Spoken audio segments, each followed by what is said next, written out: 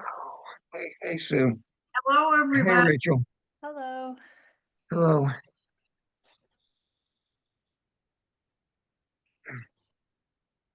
I'm really confused, Fred. Remind me of Mhm. where we are.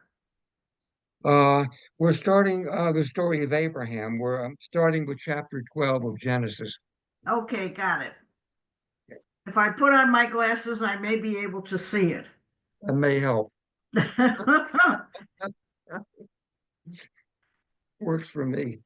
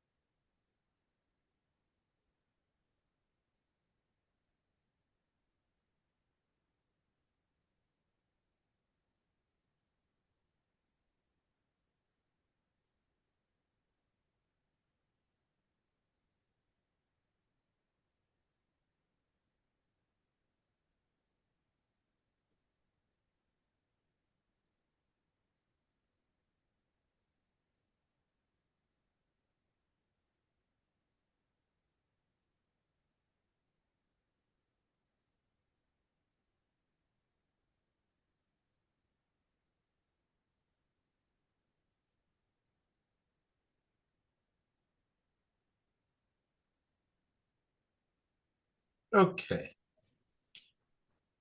There you are, Harold. Yeah, my speakers weren't working for some reason initially. Let's give John another minute or so to see if he.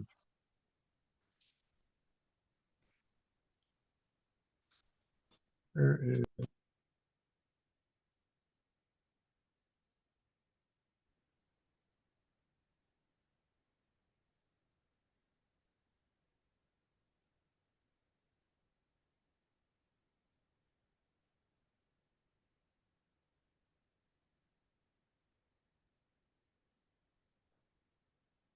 Okay.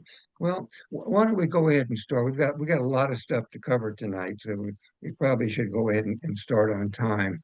Um, the parsha this week is Lech Lecha, which really starts the story of Abraham. It really this is the beginning of Jewish history with this. Starting with chapter 12 in Genesis. And it's a long portion. I don't think we're going to be able to read it all. So I think probably we can just hit the high spots, maybe just read excerpts from it, in the important turning points. Um, the first one really is the first 9 verses of chapter 12. That really starts Abraham's story. Does somebody want to read the first 9 verses in chapter 12? Sure, Sure. I'll Oh, go ahead, Sue. The Lord said to Abraham, go forth from your native land and from your father's house to the land that I will show you.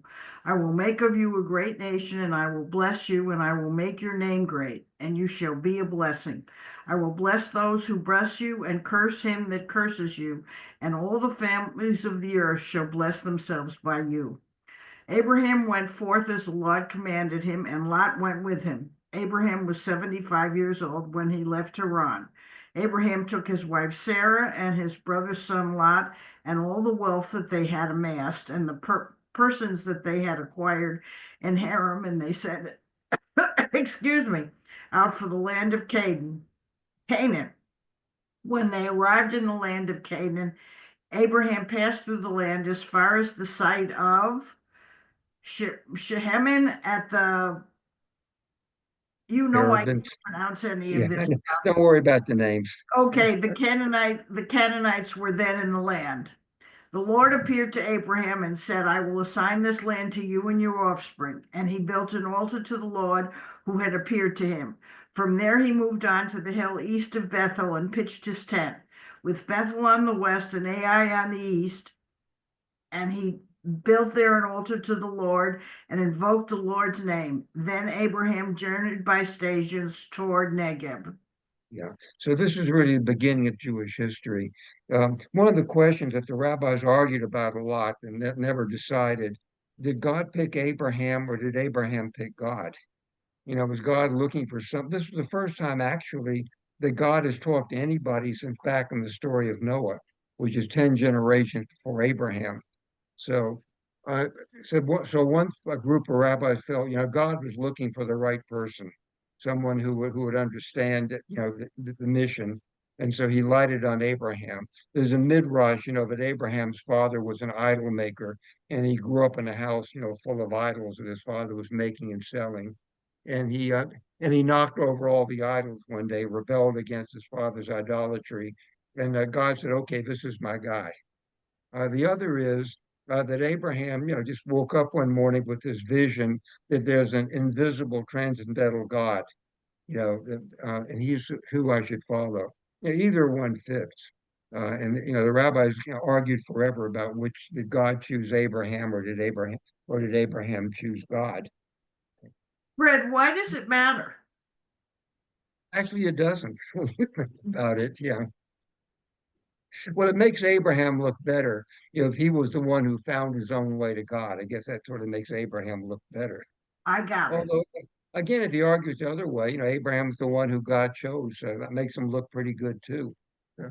Now, and the other line that gets quoted a lot, where he says, "I will bless them that bless thee, and curse them that curse thee."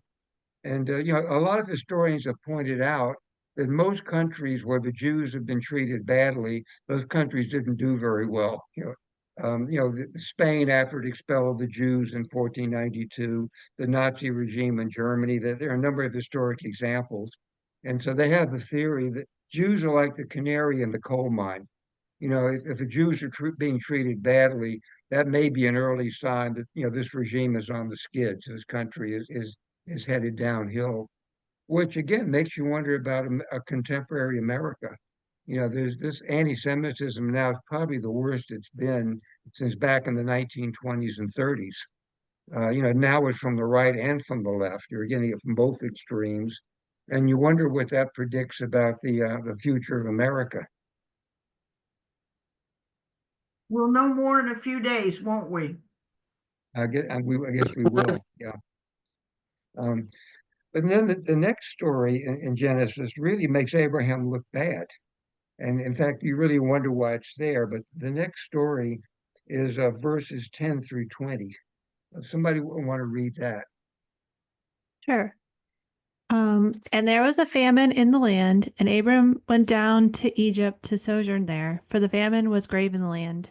And it happened as he drew near to the border of Egypt that he said to Sarai his wife, Look, I know you are a beautiful woman, and so when the Egyptians see you and say, She is his wife, they will kill me, while you they will let live.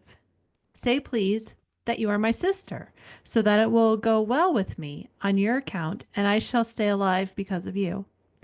And it happened when Abram came into Egypt that the Egyptians saw the woman was very beautiful, and Pharaoh's courtiers saw her and praised her to Pharaoh, and the woman was taken into Pharaoh's house.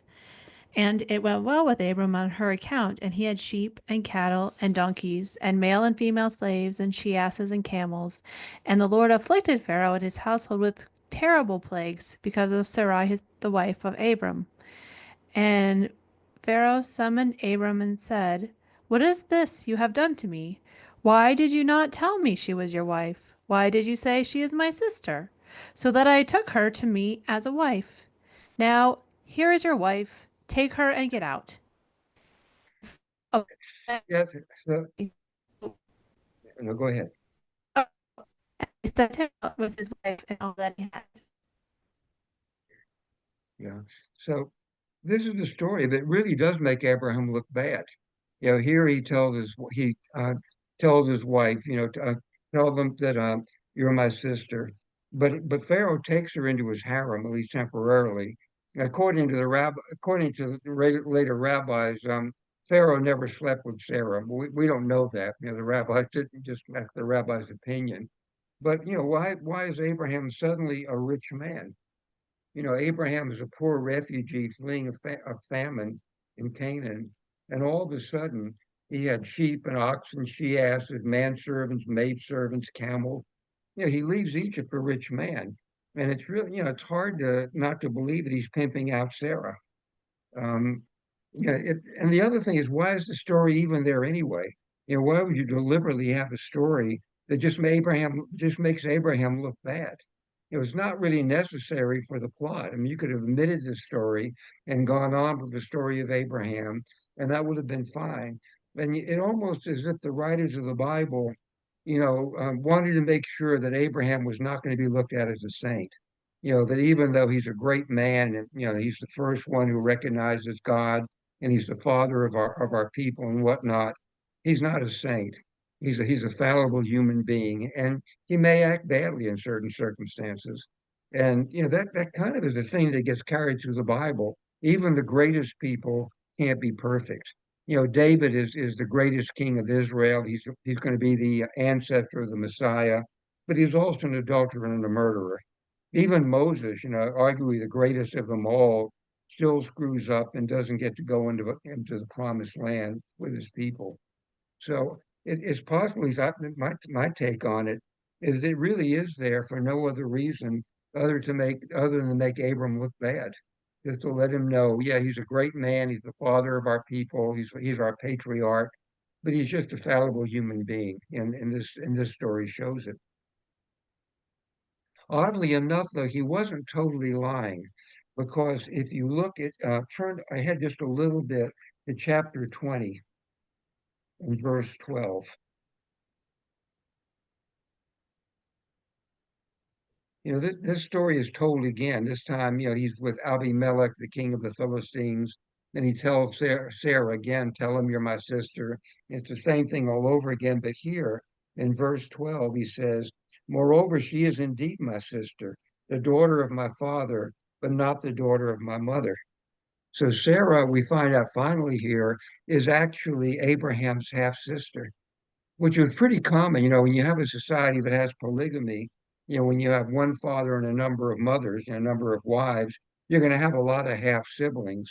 And apparently, then most marriages were within families. Half siblings could marry. And in fact, if you look at our patriarchs, it's all cousins marrying. If you look at Abraham's son Isaac, he marries his first cousin Rebecca. If you look at her son Jacob, he marries two of his first cousins, Leah and Rachel. Um, and you see this in the tribal society and a number of other societies, where the idea is you can't trust anybody outside of your tribe, so you want to marry in. And you see this today, really, in a lot of Arab countries. A lot of weddings are first cousin weddings. And again, the idea is that you can't trust anybody outside your extended family. So you really have to stay within that. You don't want to trust any outsiders.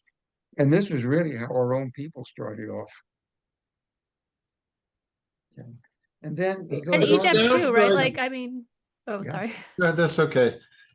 But it sounds like we're all related to Noah. I mean, after the flood, it was him and his children Yeah. that populated the world, so we're all related anyway. Yeah, everybody, you can say we're all descended from Adam, but it's just as true to say we're all descended from Noah. It really comes to the same thing. Yeah. And supposedly our ancestor is his son Shem. Shem is supposedly the ancestor of all the Semitic peoples. And there's a begot. We didn't read this, but it's according to the list of begots from Noah. It's 10 generations from Noah to Abraham. Noah, Shem, and then 9 more generations going down to Abraham. And the next really important part here is the third Aliyah, actually, that we're going to read, this coming Saturday, is chapter 13. It's a really very short thing. Um, it's verses 14 through 18 in chapter 13. Someone wants to read that.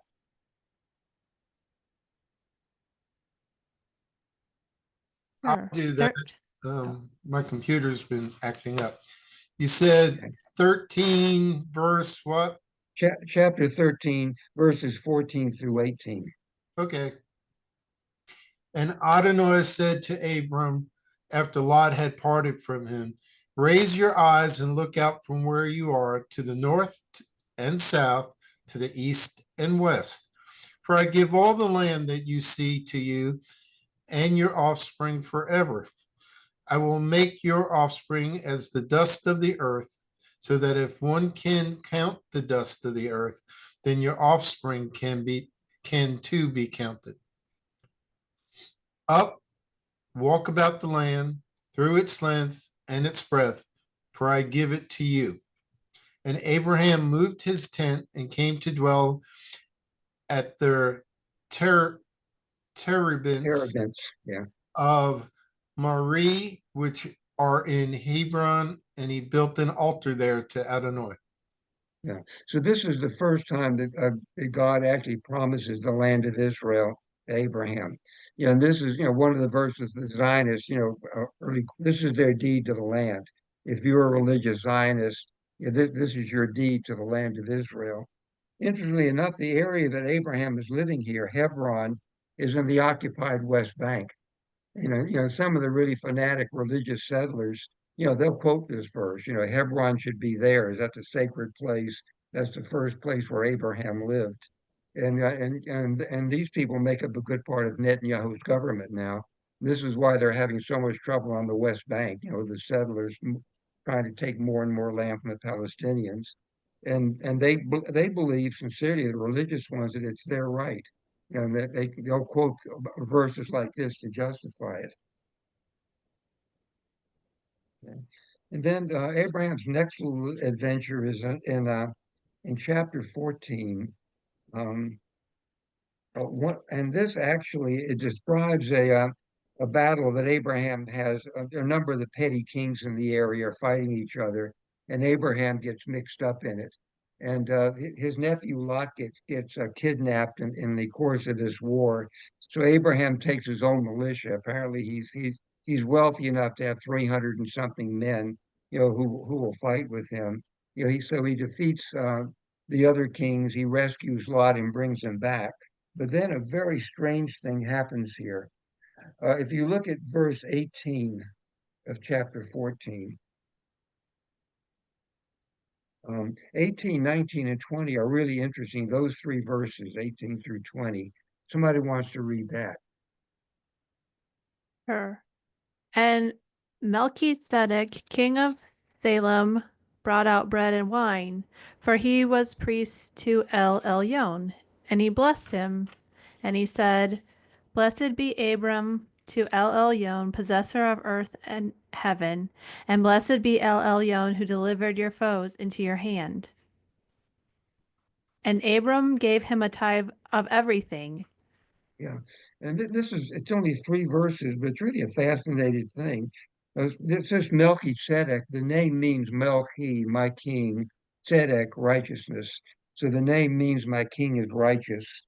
Um, and King of Salem, that's believed to be the biblical name for Jerusalem.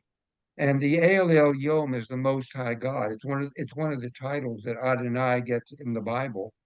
So here you have another guy who is also worshiping the same God as Abraham, apparently.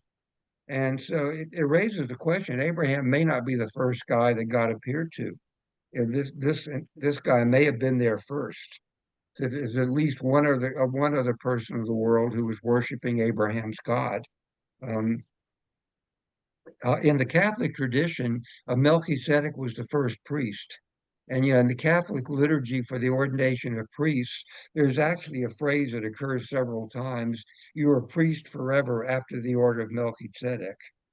And the bread and wine that Melchizedek brings to Abraham is believed to be a foreshadowing of the sacrament of communion.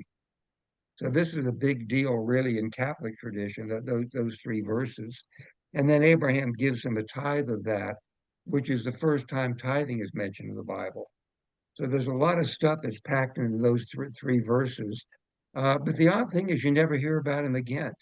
You know, and Melchizedek just pops up here, gets his two or three verses, and disappears. The Bible never mentions him again, which would get really kind of weird when you think about it, because he's really a fascinating character. Um, okay, then in 15, here you have really a sort of confirmation of God's covenant with Abraham. Um, and it's really the first 18 verses in chapter 15. If somebody want to volunteer to read that.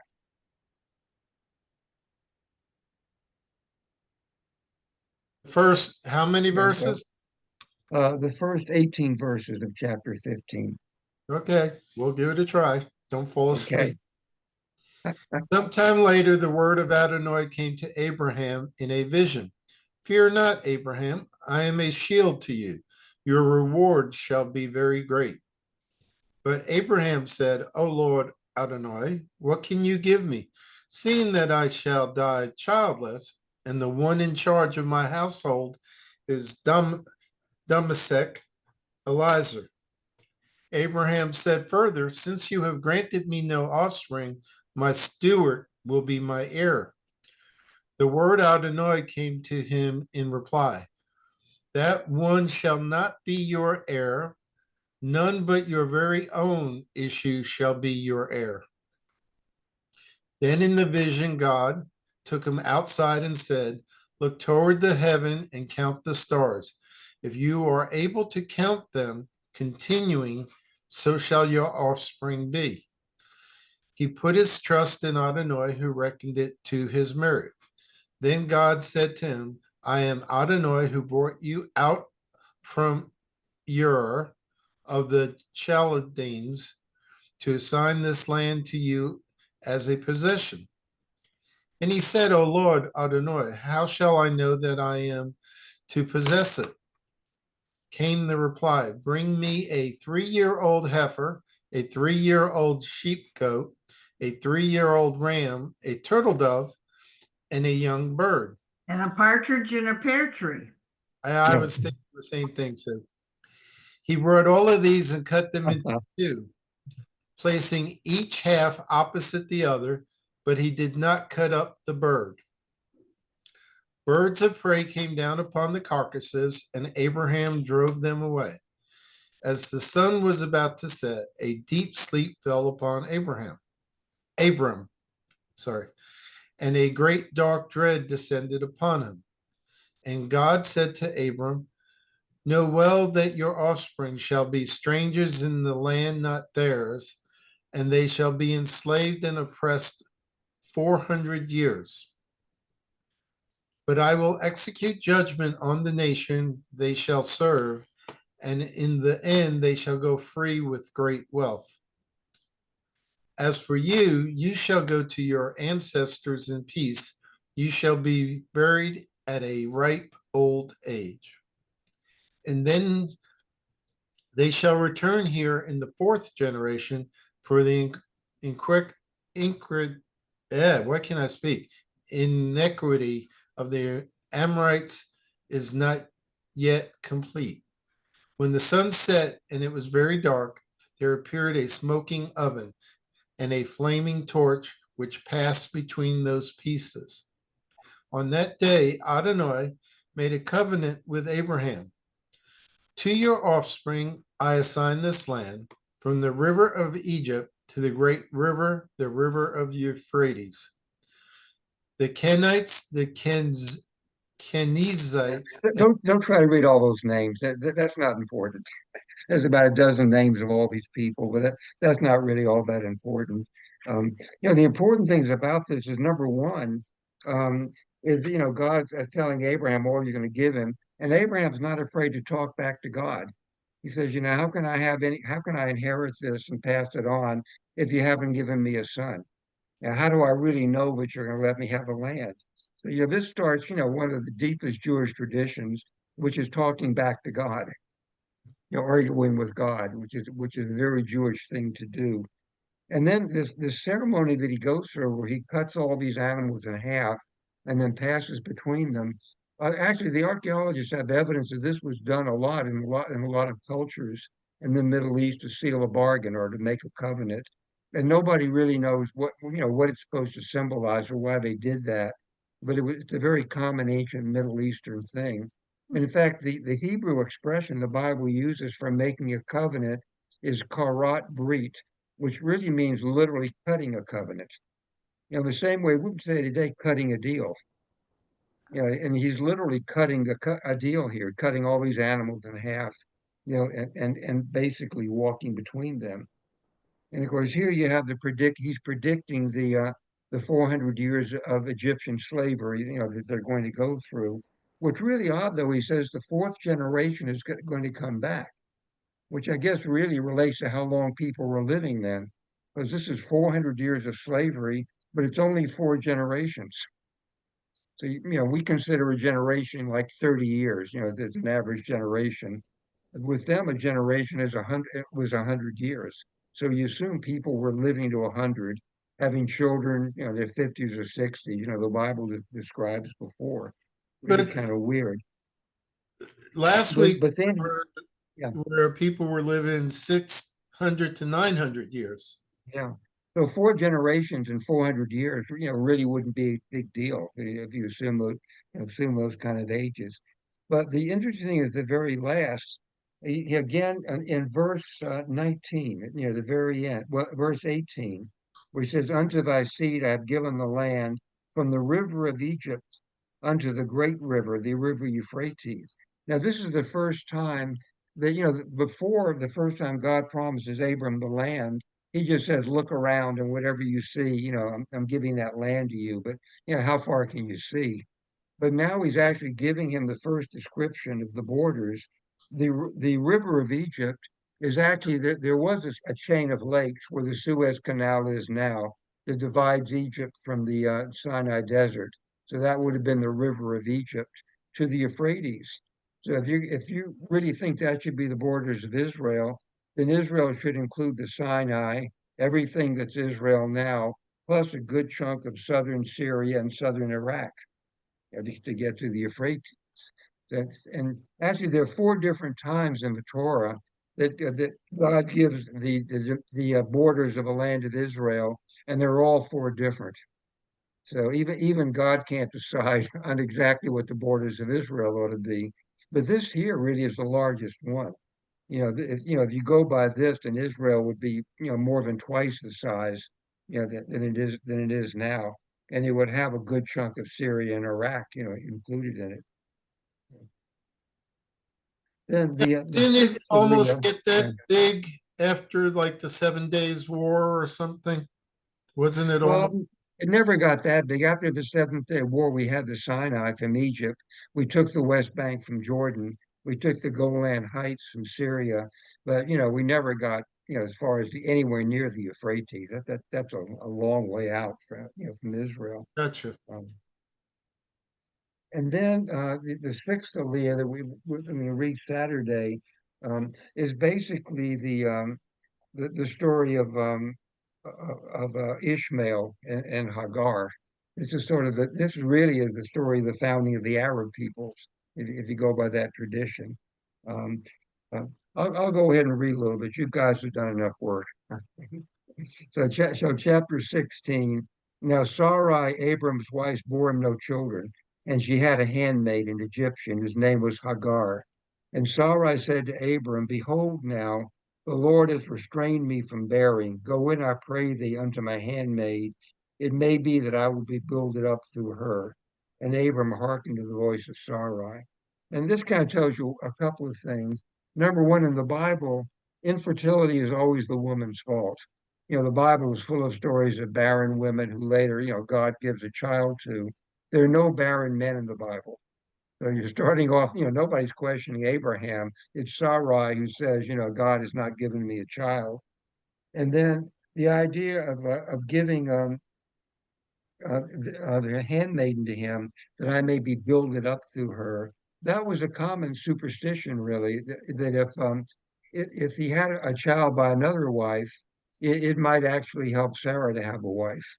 And it's really actually funny. Anybody who runs an adoption agency will tell you they've had a number of experiences with people, couples who are childless for a long time, and they finally decide, well, maybe it's not going to work for us. We're going to adopt. And they adopt a child, and a year or two later, they have a kid of their own. It really happens very, very frequently, although nobody has a good explanation for it. But it may be that something like this is going on, with Sarai and Hagar. And Sarai, Abram's wife, took Hagar the Egyptian, her handmaid, after Abraham had dwelt 10 years in the land of Canaan, and gave her to Abram, her husband, to be his wife. And he went into Hagar, and she conceived. And when she saw that she had conceived, her mistress was despised in her eyes. And which basically, you kind of expect. I mean, here she is with no social status at all. She's an Egyptian slave girl.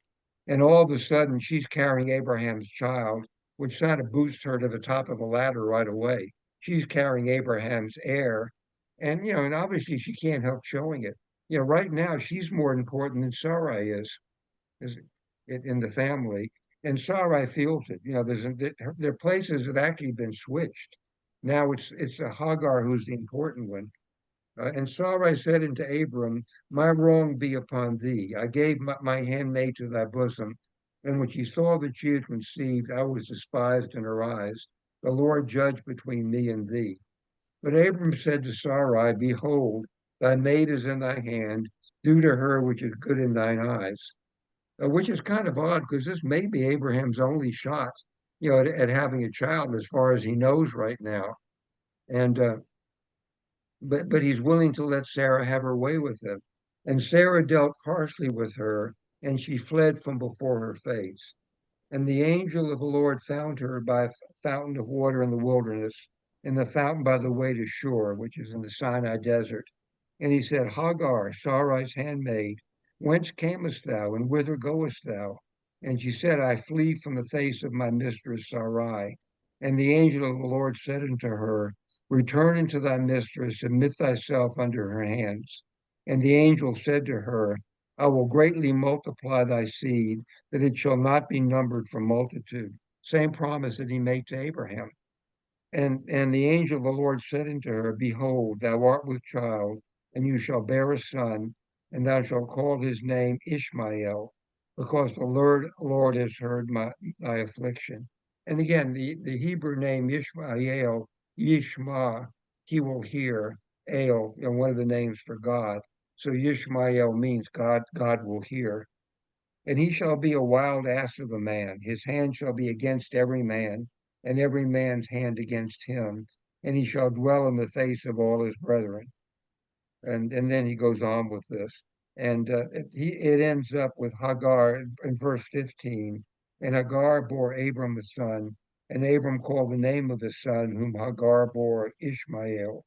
And Abram was 86 old when Hagar bore Ishmael to Abram. And again, in the Arab tradition, this is the beginning of the Arab people.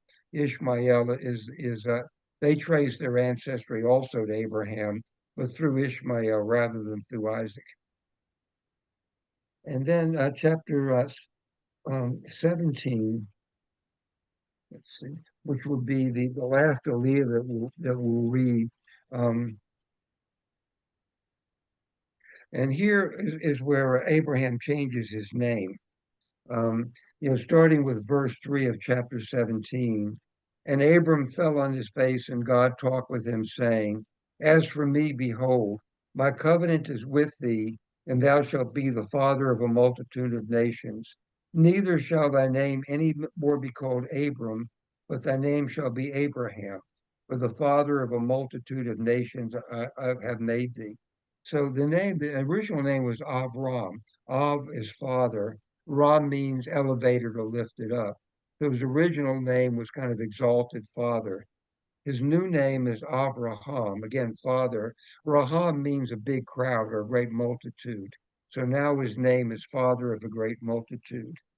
And then the last significant thing is verses 9 through 14. in the in chapter 17. You might want to read 9 through 14. Sure. And God said to Abraham, "As for you, you shall keep my commandment, you and your seed after you through their generations. This is my covenant which you shall keep. Between me and you and your seed after you, every male among you must be circumcised. You shall circumcise the flesh of your foreskin, and it shall be the sign of the covenant between me and you. 8 days old, every male among you shall be circumcised through your generations, even slaves born in the households, and those purchased with silver from any foreigner who is not of your seed. Those born in your household and those purchased with silver must be circumcised, and my covenant in your flesh shall be an everlasting covenant. And a male with a foreskin who has not circumcised the flesh of his foreskin, that person shall be cut off from his folk. My covenant he has broken." Yeah. So this is the command for circumcision. And no one knows exactly why circumcision. It was not actually it was not peculiar to the Jews then. The ancient Egyptians circumcised, and so there were other people in the Middle East who did, but nobody's really quite sure what the rationale is for it. The philosopher Maimonides in the Middle Ages, he had this theory that being circumcised actually lessens sexual pleasure, and so therefore it helped men control their impulses, since intercourse wouldn't be as pleasurable for them. But actually, there is that's been studied. There are actually papers in the urology literature, of adult men who've been circumcised as adults and have had sex before and after being circumcised, and most of them say it doesn't make any difference.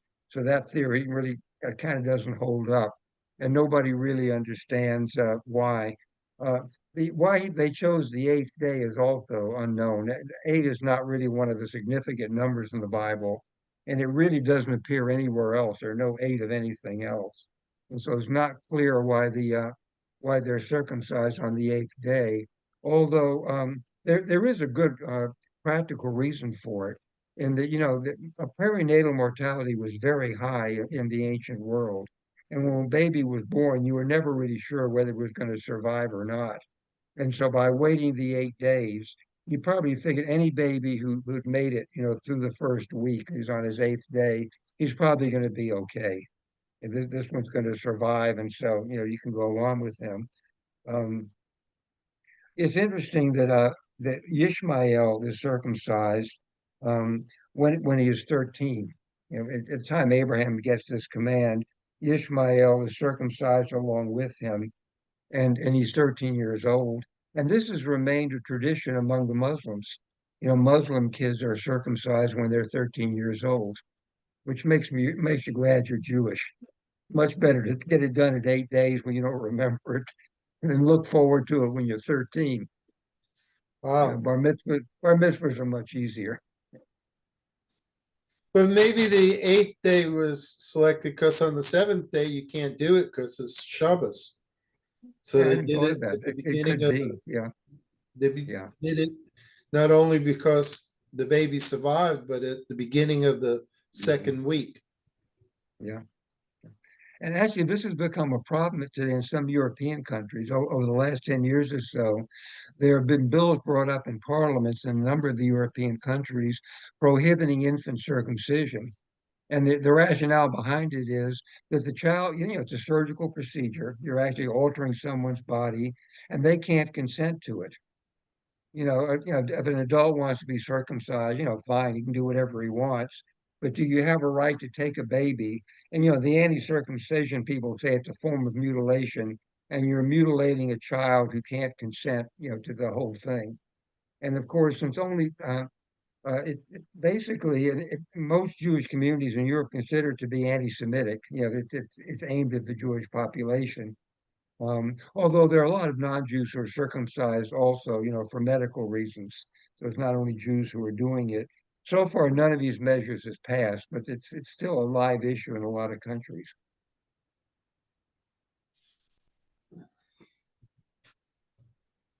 And the word that they use for circumcision here is milah.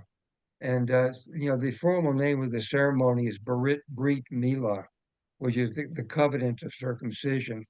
In the old Ashkenazic Hebrew that we used to use, berit is bris, And so this is why, in Yiddish, you still call the ceremony a bris, even though bris doesn't mean circumcision, milah does. It's the way it made its way into Yiddish as a bris.